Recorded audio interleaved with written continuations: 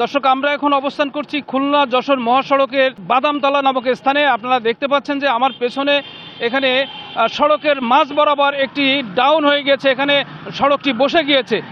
আমরা এর কারণ হিসেবে দর্শনার্থীদের সঙ্গে কথা বলেছি এবং এখানে শুনেছি যে এখান থেকে যে গ্যাসের পাইপলাইন গিয়েছে, সেই গ্যাসের পাইপলাইনের কারণে এই বৃষ্টিতে, অতিবৃষ্টির কারণে এই খুলনা যশোর মহাসড়কের এই ক্ষতিগ্রস্ত। এখানে আমরা আরও জেনেছি যে এখানে গতকাল থেকে কয়েকটি সড়ক দুর্ঘটনা ঘটেছে। এমন একজন প্রত্যক্ষদর্শীর সঙ্গে আমরা একটু কথা বলে জানতে চাই যে এখানে আসলে কালকে কি হয়েছিল এবং উনি কি দেখেছেন। গতকালকে সন্ধ্যার পরপরই এখানে দুইটা মোটরসাইকেল অ্যাক্সিডেন্ট করে। আমরা সাময়িকভাবে তাদেরকে প্রাথমিক এখানে চিকিৎসা দিই, কিন্তু এটা এভাবে চলতে থাকলে কিছুদিনের মধ্যে জায়গাটা বসে যাবে, আর বসে গেলে বড় ধরনের দুর্ঘটনা ঘটতে পারে।